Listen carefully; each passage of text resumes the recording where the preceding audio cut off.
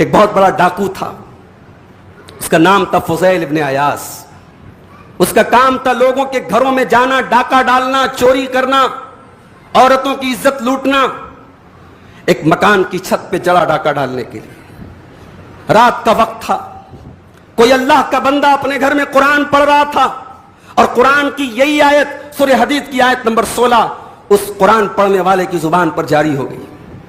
أَلَمْ يَعْنِ لِلَّذِينَ آمَنُوا أَن تَخْشَعَ قُلُوبُهُمْ لِذِكْرِ اللَّهِ، اے ایمان والو کیا بھی وہ وقت نہیں آیا کہ اللہ کے کلام کو سن کر کے تمہارے دل پگھل جائیں؟ جب قرآن کی آیت فضیل ابن عیاض کے کانوں میں پڑتی ہے، فضیل ڈر جاتا ہے اور کہتا ہے کہ اللہ، اور آج وہ وقت آ چکا ہے، اے اللہ میں یہ کیا کرنے جا رہا ہوں، اے اللہ تیرے بندوں کو لوٹنے اور مارنے جا رہا ہوں، اے اللہ آج وہ وقت آ چکا ہے تیرے کلام کو سن کر کے میرا دل پگھل جائے۔ فضیل ابن عیاض وہاں سے باہر نکلتے ہیں، راستے میں ایک جگہ مسافر لوگ جا رہے ہیں، یہ مسافر آپس میں باتیں کر رہے ہیں۔ کچھ مسافر کہتے ہیں چلو ہم یہیں رات گزار لیتے ہیں، کچھ کہتے ہیں نہیں چلو چلتے ہیں، تو دوسرے لوگ کہتے ہیں نہیں یہیں رات گزارو۔ وہ فضیل ابن عیاض نام کا ایک ڈاکو ہے، وہ مسافروں کو لوٹ لیتا ہے، لوگوں کو لوٹ لیتا ہے، بہتر ہے کہ ہم یہیں رات گزاریں، دن کی روشنی میں سفر کریں گے۔ فضیل ابن عیاض کے دل سے آہ نکلی، اے اللہ تیرے بندے مجھ سے ڈرتے ہیں، تیرے بندے میری وجہ سے اپنے سفر کے پلان چینج کر دیتے ہیں، اے اللہ مجھے معاف کر دے، میں وعدہ کرتا ہوں کہ زندگی کی آخری سانس تک اب اپنی زندگی کو تیری رضا میں اور تیری عبادت میں لگاؤں گا۔ اور عبداللہ ابن مبارک کہتے ہیں کہ میں نے اپنی زندگی میں سب سے متقی اگر کوئی آدمی دیکھا تو فضیل ابن عیاض کو دیکھا۔ ان کا نام پڑ گیا صاحب الحرم، وہ دن رات حرم میں رہتے تھے، وہ خانے کعبہ میں رہتے تھے، انہوں نے اپنے آپ کو اللہ کے گھر کے ساتھ جوڑ دیا۔ میرے بھائی آج ہمارے معاشرے میں فضیل ابن عیاض کیوں نہیں پیدا ہوتے؟ آج ہمارے سماج کے بچے، ہمارے نوجوان کیوں نہیں اللہ کی طرف پلٹتے ہیں؟ میرے بھائیوں کیا قرآن بدل گیا؟ کیا اللہ کا کلام بدل گیا؟ قرآن وہی ہے میرے بھائی، اللہ کا کلام وہی ہے، سب کچھ وہی ہے۔ اگر بدلے ہیں تو ہم بدلے ہیں، بدلا ہے تو ہمارا دل بدلا ہے۔ میرے بھائیوں حقیقت اگر آپ پوچھو تو ہمارا ایمان نہایت کمزور ہو چکا ہے۔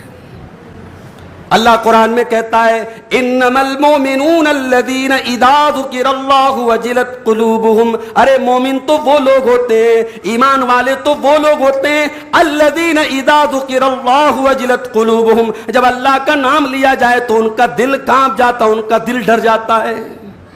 اللہ کا نام لیا جائے تو دل ڈر جائے، دل کانپ جائے، دل لرز جائے، یہ مومن کی پہچان ہوتی ہے۔ میرے بھائی بڑا مشہور واقعہ ہے، صحیح بخاری کی وہ حدیث آپ نے کئی بار سنی ہوگی۔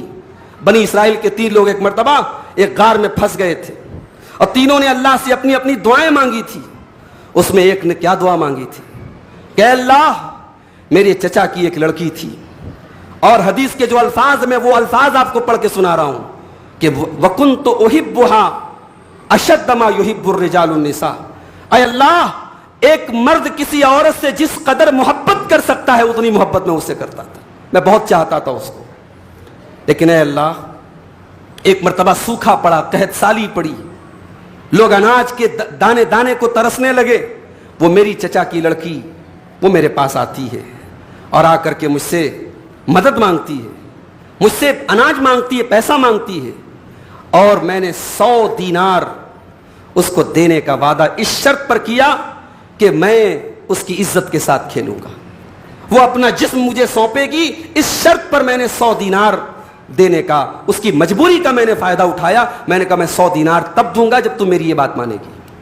وہ مجبور عورت، اس نے اپنے پریوار کو بھوکا روتے بلکتے دیکھا تھا، مجبور ہو کر کے اے اللہ اس نے میری یہ بات مان لی، اور جب وہ وقت آیا کہ میں اس عورت کے ساتھ، اس لڑکی کے ساتھ یہ غلط کام، یہ بدکاری کرنے والا تھا کہ عین موقع پر اس لڑکی کی زبان سے ایک لفظ نکلا اتق اللہ، اللہ سے ڈر، اللہ سے ڈر، ولا تفض الخاتم الا بحق، اور جس چیز کی تجھے اجازت نہیں ہے، جس چیز کا تجھے حق حاصل نہیں ہے اس چیز کے قریب مت جا۔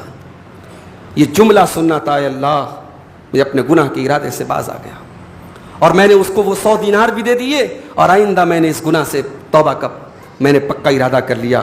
اے اللہ تیرا ڈر اور تیری رضا کے لیے اگر میں نے یہ کام کیا ہے تو میری اس مصیبت کو دور کر دے. اللہ کے نبی فرماتے ہیں کہ ان تینوں کی دعاؤں سے وہ بڑا پتھر اور بڑی چٹان جو غار کے دہانے پر آئی تھی وہ ہٹ گئی اور تینوں اس غار سے نکل گئے.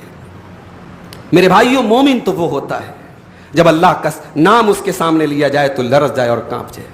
وَإِذَا تُلِيَتْ عَلَيْهِمْ آيَاتُهُ زَادَتْهُمْ ایمانا، اور جب اللہ کی آیتیں ایمان والوں کے سامنے پڑھی جاتی ہیں، مومنوں کے سامنے پڑھی جاتی ہیں، زادتہم ایمانا، تو ان کا ایمان بڑھ جاتا ہے.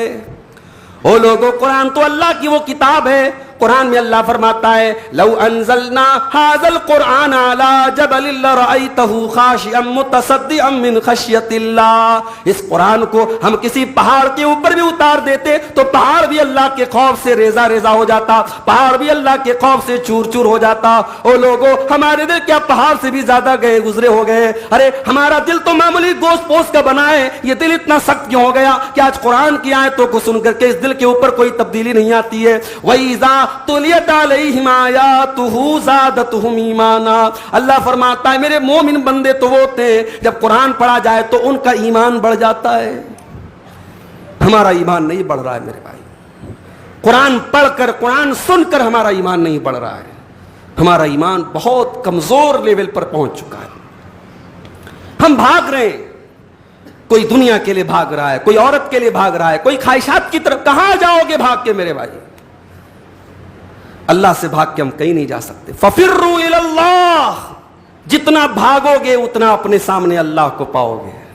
اللہ کی کائنات سے نکل کے نہیں جا سکتے.